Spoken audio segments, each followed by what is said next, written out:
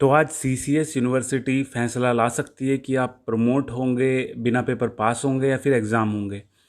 तो इसका इंतज़ार है हम सभी को। और एक चीज़ बता दूं मैं कि ये कितनी बजे आएगा, आज आने की संभावना पूरी पूरी है, लेकिन टाइमिंग क्या है, कितने बजे आएगा, 9 बजे, 10 बजे, 2 बजे, या शाम को 5 बजे, 6 बजे, या रात को, ऐसा कुछ भी नहीं लिखा हुआ और कहीं पे भी नहीं लिखा हुआ। लेकिन इतना है, जब भी आ जाएगा मैं आपको बता दूंगा। इसी बीच अमर उजाला ने और दैनिक जागरण ने न्यूज़ दी हैं अपने न्यूज़पेपर में। तो वो क्या क्या न्यूज़ है वो मैं आपको पढ़ के बता रहा हूँ। जो 3 न्यूज़ हैं, तो ये दैनिक जागरण की न्यूज़ है। इसमें ये जो न्यूज़ है, थोड़ा सा आप मुझे इंस्टाग्राम वगैरह पे भेज रहे हो, मैं एक बार और आपको पढ़ के सारी ही बता दूँ ये। तो ये है, कोविड-19 के संक्रमण और लॉकडाउन को देखते हुए सीसीएस यूनिवर्सिटी से जुड़े कॉलेज में 5 जुलाई तक कॉलेजों में ग्रीष्मकालीन अवकाश घोषित किया गया था। 6 जुलाई से कॉलेज खुलने थे, लेकिन अब 6 जुलाई से 31 जुलाई तक कॉलेज बंद रहेंगे। अभी बंद रहने पे फ़र्क क्या पड़ेगा, मैं आपको पहले ये क्लियर कर दूं।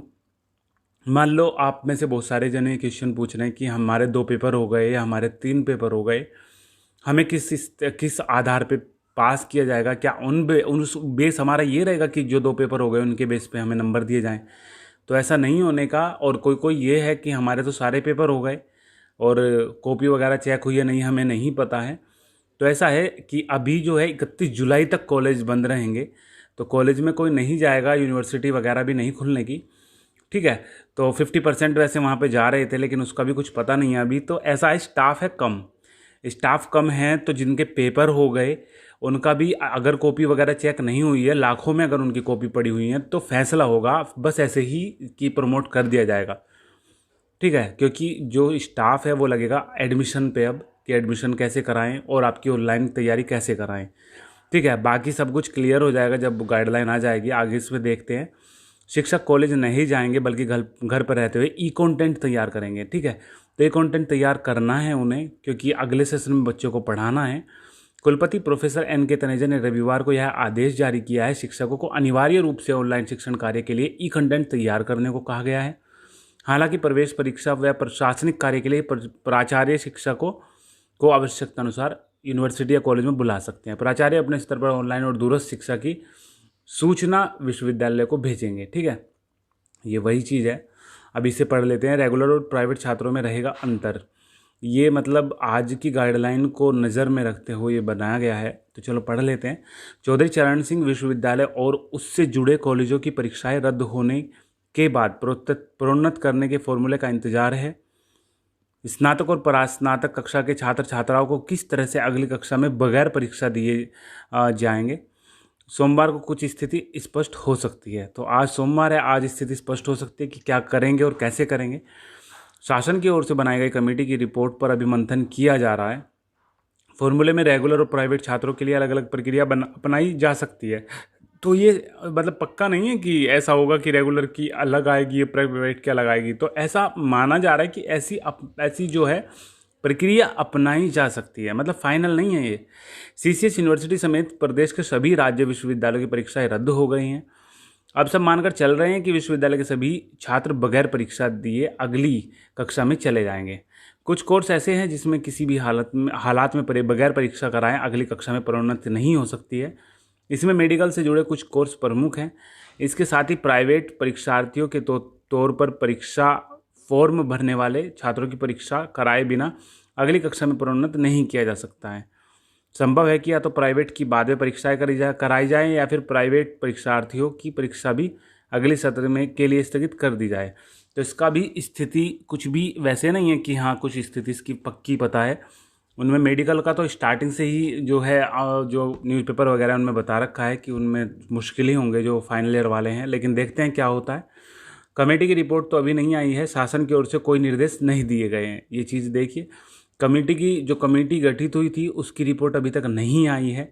शासन की ओर से अभी कोई निर्देश नहीं दिए गए हैं। तो शासन क्या निर्देश देगा किसी को नहीं पता है। फिलहाल तमाम संभावनाओं के बीच अगले आदेश पर नज़रें टिकी हुई हैं। तो कोई भी न्यूज़ पे विश्वास ना करें, जो फैसला होगा आप सभी को आज पता चल ही जाएगा। ठीक है, अभी ये है विश्वविद्यालय और कॉलेजों की लंबित परीक्षाएं हो सकती है रद्द। तो वही है, लंबित परीक्षाएं मतलब जो जिनका टाइम बहुत लंबे समय से खिंच रहा है, मार्च में होनी थी, फिर अप्रैल हो गया, फिर जून हो गया, फिर जुलाई हो गया, जो खिंच रही हैं वो रद्द हो सकती है। मतलब वो रद्द हो सकती है, रद्द हो गई नहीं लिख रखा है, यहाँ पे भी लिख रखा है कि रद्द हो सकती है। कोरोना संक्रमण के बढ़ते मामलों को देखते हुए विश्वविद्यालय और कॉलेजों की लंबित परीक्षाएं भी अब रद्द की जा सकती हैं। हालांकि जो विश्वविद्यालय व कॉलेज ऑनलाइन या फिर घर बैठे ही छात्रों से ओपन बुक जैसे तरीकों से परीक्षाएं कराने में सक्षम होंगे, उन्हें भी इसे लेकर छूट मिलेगी। वैसे तो मौजूदा परिस्थितियों को देखते हुए ज़्यादातर विश्वविद्यालय और कॉलेजों ने परीक्षाएं कराने से हाथ खड़े कर दिए हैं। मतलब परीक्षाएं नहीं होने की अब ज़्यादातर कॉलेजों का यही है कि बस ऐसे ही प्रमोट कर दिया जाए बिना परीक्षा लिए। साथ ही इसकी रिपोर्ट भी मानव संसाधन विकास मंत्रालय एमएचआरडी और उस यूजीसी दोनों को दी है। मौजूदा समय में देश के करीब 1000 विश्वविद्यालय और 45,000 से ज़्यादा कॉलेज हैं। कोरोना संक्रमण के खतरे को देखते हुए मानव संसाधन विकास मंत्रालय इससे पहले सीबीएसई और आईसीएसई की 10वीं और 12वीं की परीक्षाएं, लंबित परीक्षाएं रद्द कर चुका है। मतलब बहुत लंबा टाइम उन्हें खींच के उन्हें भी रद्द कर चुका है। जो विश्वविद्यालय और कॉलेजों की परीक्षाओं के साथ ही 1 से 15 जुलाई के बीच प्रस्तावित थी। फिलहाल कोरोना संक्रमण के खतरे को देखते हुए विश्वविद्यालय कॉलेजों ने इन परीक्षाओं को रोक रखा है। ठीक है, परीक्षाएं आपकी रुक रही हैं, उनमें फैसला नहीं लिया गया है, लेकिन आज लिया जाएगा, आज लिया जा सकता है 95%। 31 तक घर से ई कंटेंट तैयार करेंगे शिक्षक। तो इसमें एक काम की चीज़ है, इसलिए मैंने ये नोटिस लिया है, अमर उजाला का नोटिस है। बाकी तो इधर तो लेफ्ट साइड में वही दे रखा है जो मैंने अभी पढ़ के आपको बता दिया। ई कंटेंट तैयार करें। ई कंटेंट पे एक चीज़ आपको मैं फिर से बता दूँ, जो ऑनलाइन पढ़ाई आपकी चलेगी वो तो 2 तरीके से चलेंगी। दोनों तरीकों को आपको ध्यान रखना है। ऐसा नहीं हो कि 4 अगर परीक्षाएं आपकी चली गई ना और आपको 5 तब पता चला ऑनलाइन क्लासेस चल रही, जब 5वीं क्लास चल रही, तो आपका मन नहीं लगेगा क्लास में। समझ रहे हो? तो स्टार्टिंग से अगर आपको चलोगे तो स्टार्टिंग से बेस बना के चला जाता है, तो उसमें आपको पता चल जाएगा और उसमें आपका मन भी लगेगा। तो आपको पहली क्लास को खोना नहीं है बिल्कुल भी। जब 2 तरीके से मैंने बताया, 2 तरीके में पहला तो यूनिवर्सिटी का तरीका है। यूनिवर्सिटी से नोटिस आएगा कि आप बीए हो, बीएससी हो, बीकॉम हो, जो भी क्लास हो, बीबी हो, बीसी हो, जो भी हो, वहाँ पे नोटिस आ जाएगा कि बीबीए की क्लासेज और प्रिंसिपल ऑफ मैनेजमेंट जो भी है आपका, ठीक है, बिजनेस कम्युनिकेशन, जो भी क्लासेज उसमें जो भी कोर्सेज वगैरह होते हैं कि उनकी क्लास चल रही हैं और ऑनलाइन इस जूम ऐप पे चलेंगी। और ये हमारा आईडी पासवर्ड है, इस पे हमें ईमेल कर दें, जो भी चीज़ है प्रोसीजर बता दिया जाएगा। आपको ध्यान रखना है नोटिस का, एक सीसीएस यूनिवर्सिटी का। मैं हर दिन नोटिस बताता हूँ, तो चैनल को देखते रहना। दूसरी चीज़, मतलब जब क्लासेस चलते हुए 15 दिन हो जाएंगे, 20 दिन हो जाएंगे, तब आपका मेरे पास ऐसे भी कमेंट आएंगे, सर हम बीए के हैं, हमारे तो क्लासेज नहीं चले, कब चलेंगी? बीकॉम के हैं, हमारी क्लासेज नहीं चले, कब चलेंगी? तो ऐसे में आपको यूनिवर्सिटी पे तो नज़र रखनी ही है।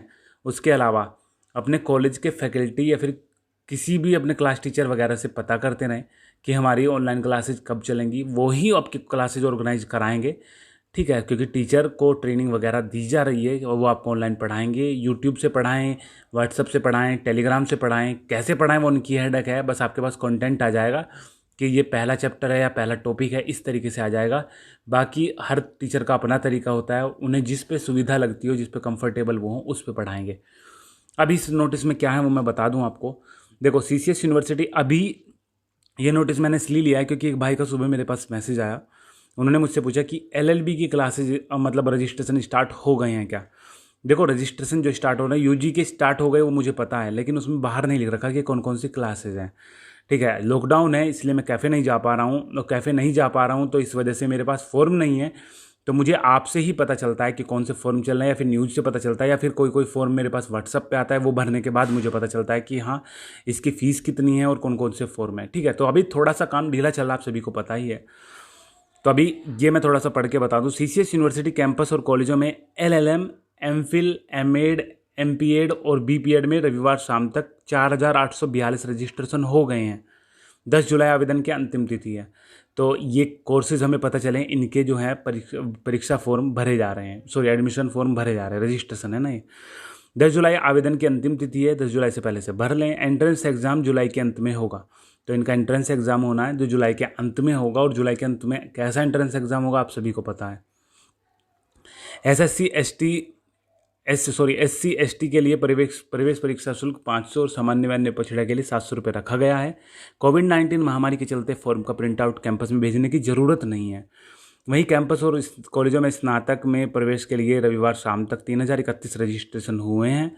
वहीं यूपी बोर्ड से 12वीं का डेटा मिलने में भी समय लग रहा है। ऐसे में 12वीं पास करने वाले छात्र छात्राएं 10 जुलाई के बाद रजिस्ट्रेशन कर पाएंगे।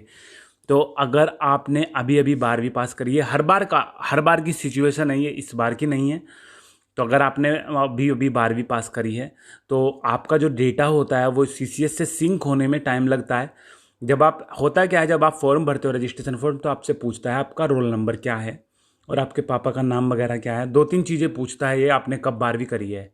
और उसके बाद जब आप ओके करते हो तो ऑटोमेटिक ही आपका नाम, आपके पापा का नाम, आपकी मम्मी का नाम, आपकी डेट ऑफ बर्थ वगैरह कुछ डिटेल्स उसमें ऑटोमेटिक भरी हुई आ जाती है।